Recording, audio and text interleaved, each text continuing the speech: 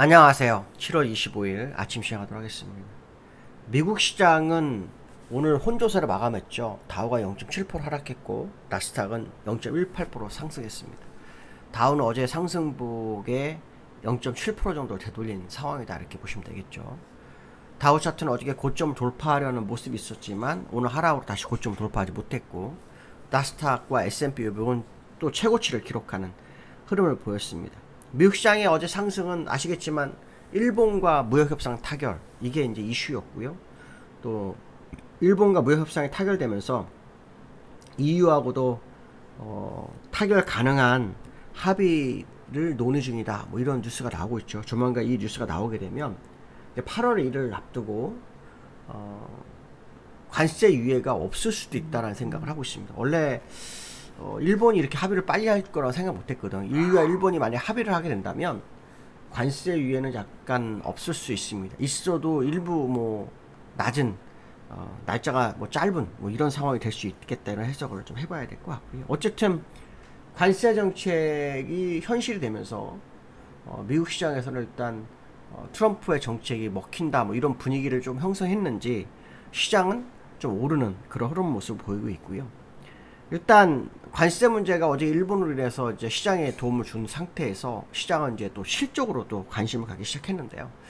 요즘 실적 어닝 시즌이잖아요. 어닝 시즌에서 은행주들은 별거 없었는데 빅테크에 대한 기대감이 이번 주에 있었어요. 그 전에 테슬라인데 테슬라 실적이 안 좋았죠. 그러면서 테슬라는 본장에서 8%가 빠졌고요. 이 8% 빠진 이유는 사실 실적보다는 일론 머스크가 이런 얘기를 했어요. 그러니까 전기차 세액 중단을 트럼프가 했잖아요. 그 상황에 대해서 몇 분기 동안 어려움을 겪을 수 있다라는 발언을 하면서 테슬라가 한 8% 빠졌고요. 대신에 알파벳이 실적이 굉장히 좋게 나오면서 테슬라의 암울한 전망을 어느 정도 완화시킨 그런 흐름이 있었다. 뭐 이 정도가 시장의 모습입니다. 그래서 일단 나스닥이 2만 1000선을 돌파한 그런 흐름을 보이는 가운데 테슬라 같은 일부 기업들은 시장에서 조금 많이 빠지는 그런 모습을 보였다 이렇게 보시면 될 것 같고요. 또 이달 29일과 30일 날은 FMC 회의가 있죠. 이 FMC 회의에 금리 압박을 트럼프가 하는 과정인데요.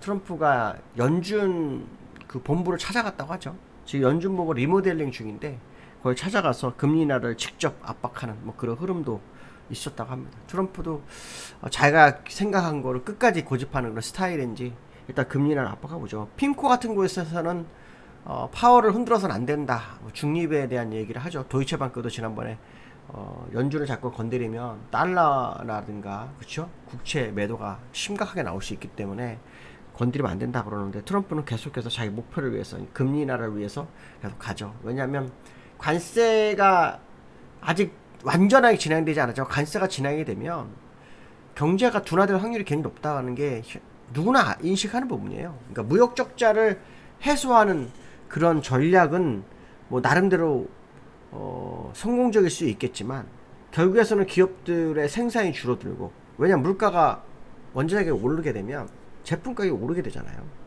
그럼 결국 뭐 기업의 생산이 줄어들 수밖에 없죠.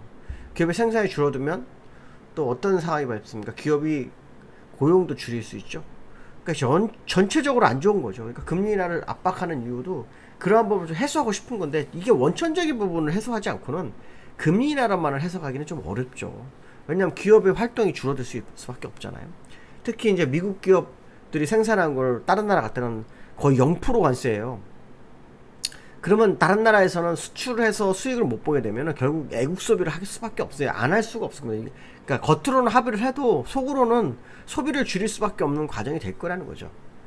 그렇게 되면 내수가 그쪽은 살아나고 미국은 수출 물량이 안 팔리는 상황이 발생할 수 있기 때문에 이런 부분들은 결국 시간이 들어가면 이제 드러날 거라는 거죠. 그래서 연준도 이 부분 때문에 좀 더 확인하는 절차를 필요로 하고 있죠. 지표를 좀 더 확인하고 안정된 거 보고 하겠다 이러는 분위기인데 트럼프는 관세가 만약에 혹시라도 이제 완전히 진행됐을 때 경기 침체를 미리 막겠다. 근데 제가 볼 때 미리 막는 거는 잘못된 건데요. 그렇지만 저는 이런 생각을 하고 있습니다. 금리는 인하를 하는 거는 맞다. 왜냐하면 미국도 집값이 많이 오른 상태에서 소비자들 주머니가 점점 얇아지고 있거든요. 결국 금리가 높은 거에 대한 부분을 낮춰서 소비자들의 어떤 뭐 가계 사정을 이렇게 키워주는 거는 좋은 정책인 것 맞습니다. 그렇지만 만약에 관세로 인한 부분으로 연준을 접근하는 것은 잘못되다. 방향을 잘못 잡았을 수도 있습니다.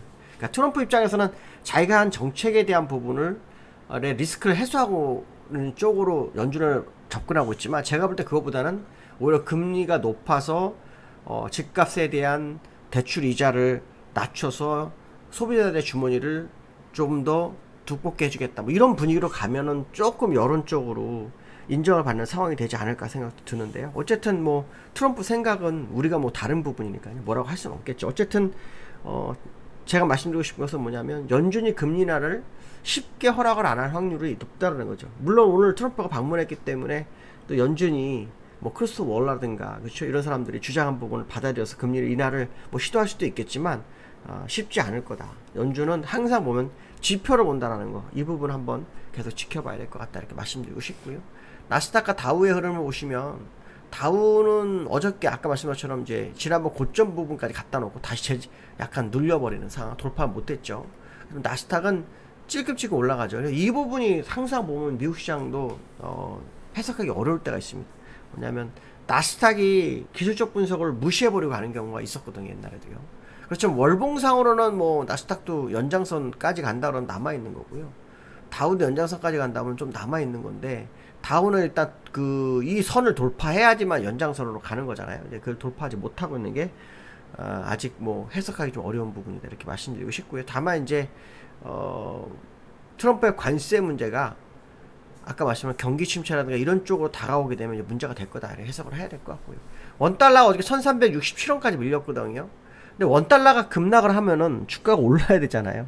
원달러가 급락하는데 주가는 오히려 거꾸로 내려버리는 뭐 황당한 상황이죠. 여기에서는 또 올랐어요. 1372원으로. 오늘은 원달러가 올랐으니까 주가가 오르려나요? 요 근래 주가가 여기에서는 원달러 오르자 주가가 올랐고요. 원달러 내려 주가가 빠졌기 때문에 이 부분도 한번 오늘 확인해 볼 필요성이 있겠다, 이런 말씀드리고 싶고요. 얼마 전에 JP모건에서 우리나라 코스피에 대해서 5000포인트 뭐 이런 얘기를 한번 했었는데, 오늘 같은 경우에는 노무라 증권에서 한국 주식이 역사상 새로운 장에 들어서다 라는 제목으로 리포트를 발표하면서 4000포인트 뭐 언급을 합니다. 4000포인트. 그러니까 상법 개정안이 진행된 것이, 그리고 다양한 개혁 조치가 결국 코리아 디스카운트를 해소로 이어질 거다, 뭐 얘기하는데, 지수는 모르겠습니다만 일단 우리나라 심리는 살아있죠. 근데 다만 뭐냐면, 이렇게 좋은 장에 항상 초를 치는 상황이 발생하는데요. 지난번에 금투세 폐지했잖아요. 금투세 폐지하면서 세수가 뭐 감소하는 부분이 생기잖아요. 그런 부분들을 증권거래세를 약간 부활하고, 대주주 양도세를 또 50억에서 10억으로 낮추는 이런 얘기 하거든요. 이건 진짜 뭐하러 앞에서 잘하는 것처럼 뒤에서 확식 가는 격인데, 이런 거는 안 하는 게 맞죠. 일단 주가 올려놓고 나중에 주가가 좀 가면.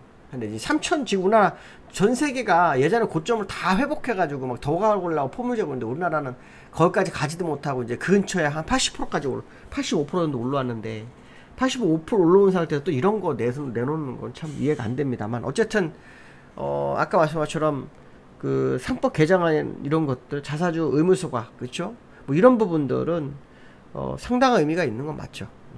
어떻게 보면 증거거래세 부활이나 대주주 양도세 이런 것들로 시장을 문제 일으키지 못할 정도의 재료인 건 맞습니다. 그래서 뭐 추세적인 부분은 뭐 여전히 상승 유효 부분에 있다라는 해석을 해볼 필요성이 있는 것은 맞을 거다, 이렇게 말씀드리고 싶고요.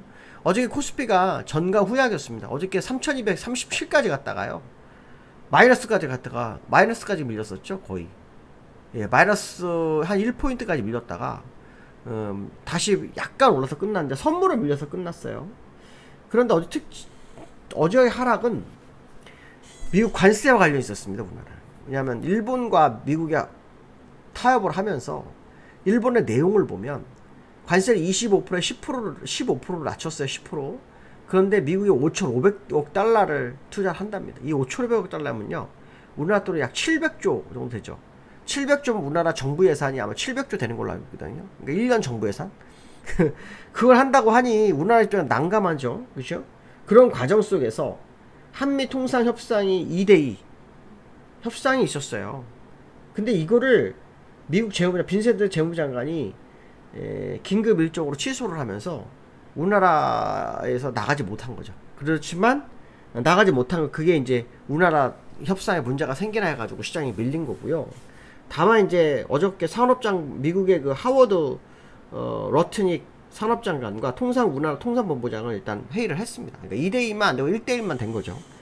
그래서 회의는 했는 부분인데 거기서 뭐 하워드 러트닉 같은 경우에는 우리나라가 뭐 일본 때문에 열받았을 거다 뭐 이런 얘기도 합니다. 그래서 우리나라한테 좀 더 많은 것을 요구하는 그런 상황이 되는데 우리는 사실 일본과 경제적 규모가 많이 다르죠. 그죠? 우리나라도 세계 10위권에 있지만 일본과는 완전히 다릅니다. 그죠? 일본 옛날 G2까지 갔었던 나라기 때문에. 그러니까 우리나라는 알래스카 개발에 참여하거나 아니면 뭐 주둔비 뭐 이거를 조금 더 플러스 알파를 해서 줘야 되는 상황인가 이런 건데 트럼프가 돈을 내면 관세를 낮출 수 있다 이런 얘기까지 하는데요. 와 이건 좀 아니지 않은가 싶은데 어쨌든 그런 부분들이 어제 국내장을 흔들어 버린 상황이었다. 그렇지만 아까 말씀처럼 우리나라는 그 상법 개정안과 또 다양한 개혁 조치가 진행되고 있는 상황이라서 웬만한 악재로는 시장을 무너뜨리기 힘들다라는 게 제 생각이거든요. 그래서 한번 그런 부분들을 계속 관전 포인트를 가지면서 시장을 봐야 될 것 같고요.